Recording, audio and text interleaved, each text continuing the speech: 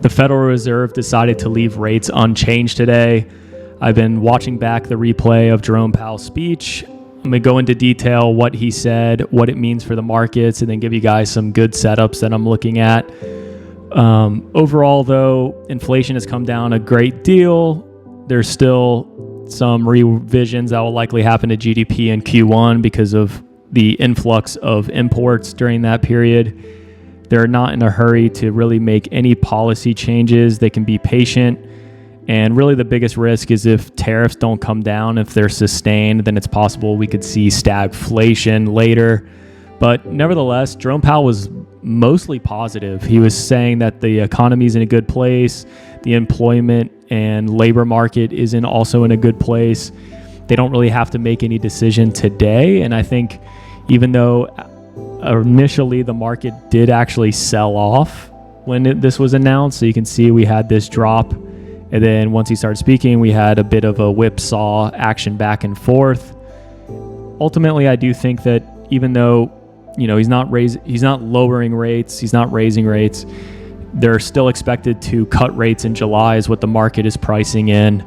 But nevertheless, it seems like the actual shock from tariffs and the economy is all in a good position for now. And right now, the market's just looking for more relief and progress on trade deals, which seems to be happening really throughout the headlines throughout the day. You got Bessent and Trump trying to pump the markets as much as possible, say that they have trade deals on the way. They've been promising things for like 2 or 3 weeks now, and there's just no real deal that has manifested so far, so we don't really have much detail there. And I think they're just keeping those cards close to their chests as a negotiation tactic. But let's just analyze the charts, because ultimately price action is going to give you the best possible setup to where we're actually headed, regardless of trying to play or time these headlines, because you can't really see them coming. So this was the initial sell-off that happened. This is when Trump actually announced tariffs. You can see we actually had a spike to the upside before he showed that board of 30+% reciprocal tariffs. And then we had this really strong sell after hours, and you kind of know what happened from there. We had the 90-day pause, and then took some time to form this consolidation bull flag. We broke out to the upside and have been pushing higher ever since.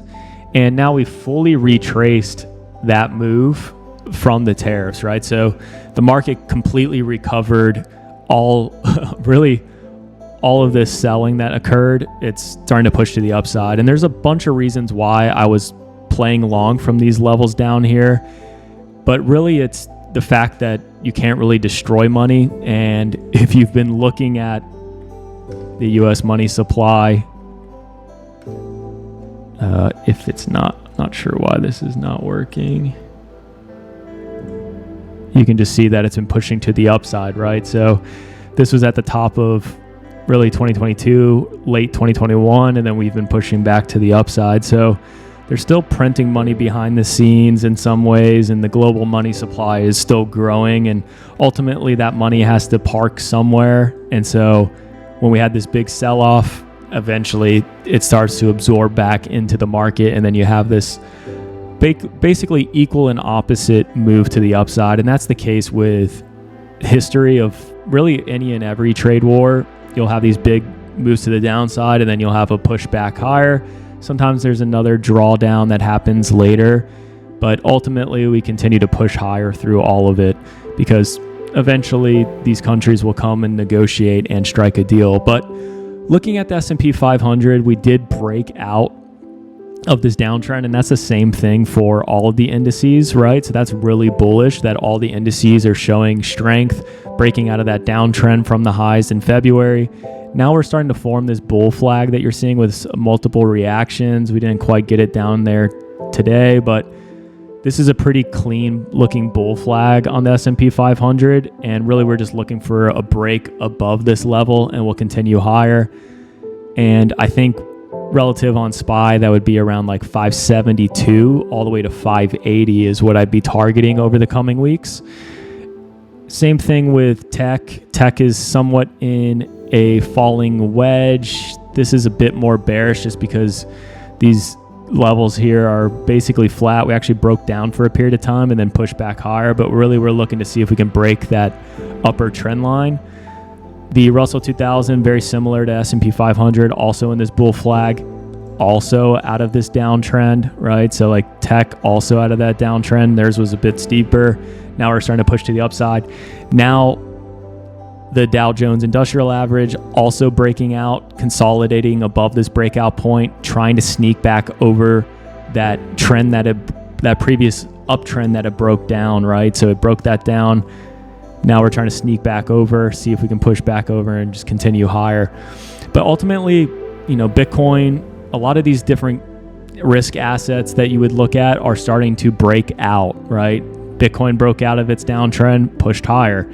Now it's trying to break through this 98K level and then potentially move to 101, 103, then 109, and even new all-time highs. I do think that the chances of a recession are a bit overblown right now. I think that a recession probably won't come, most likely not until next year. There's a chance that it could happen maybe at the end of this year, just depending on what happens with the trade war and if Trump just is stubborn and doesn't want to deal. But ultimately, I think that recession is going to be a bit later. And I think that the market is going to continue just to grind higher because the market is forward looking.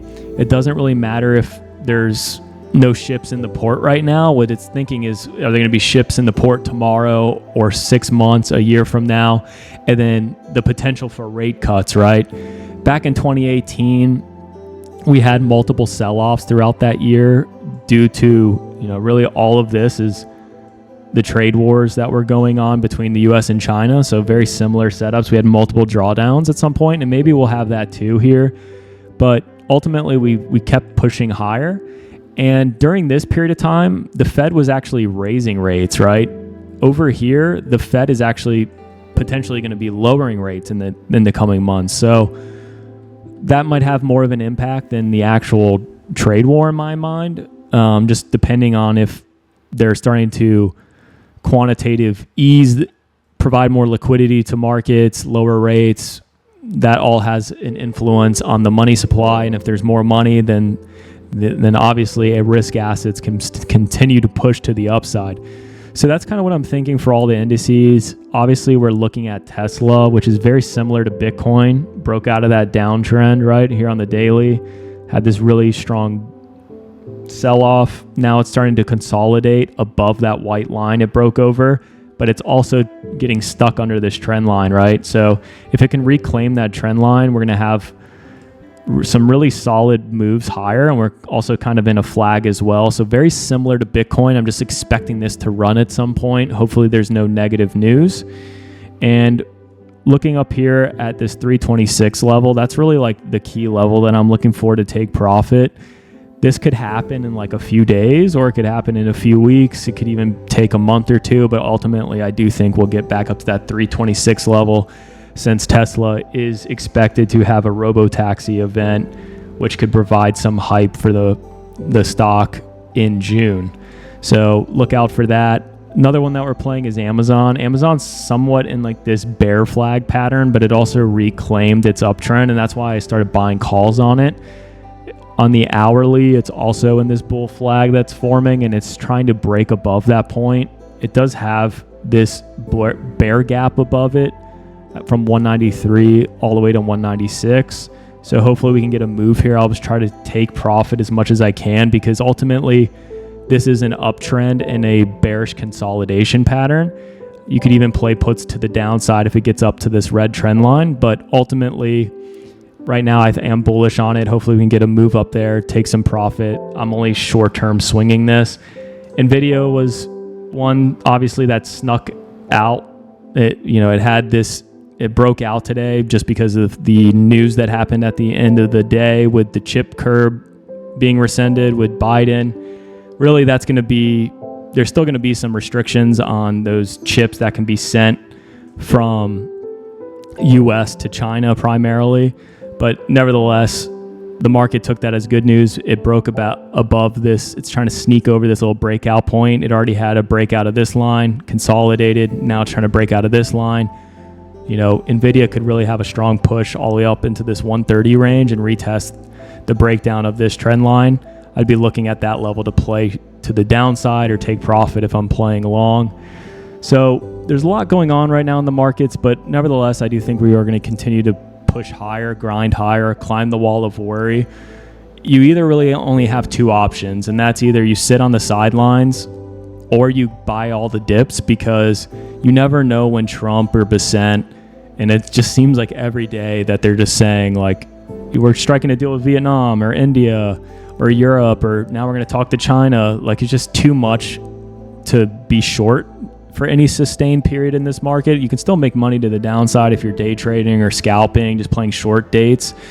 But I do think over the next couple weeks and even months, we'll at least try to push higher, fill some of these gaps a bit higher. We've already filled this 565 one that I talked about, but ultimately I'd like to see SPY break over this level, push over 565, and then really just make a move up into this 572 to 580 level, which, you know, if it can break over this 580 gap, fill that gap in and push here, then we have a real shot at just like pushing back all the way to all-time highs or even higher.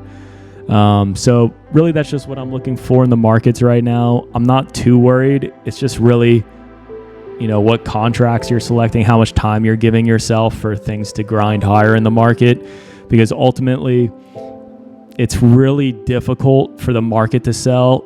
It's driven by mostly passive flows.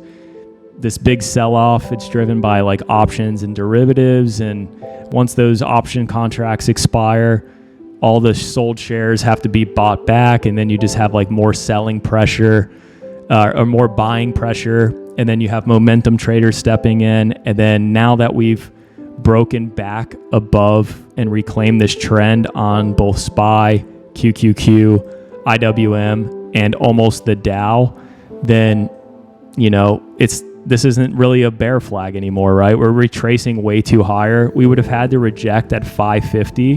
550 is kind of the line in the sand for me. If 550 breaks, then, you know, all bets are off. We're going to continue much lower in the market, probably come back down and fill this gap from like 530 to 526. We definitely get into this zone again. So that's what I really be looking for on the downside.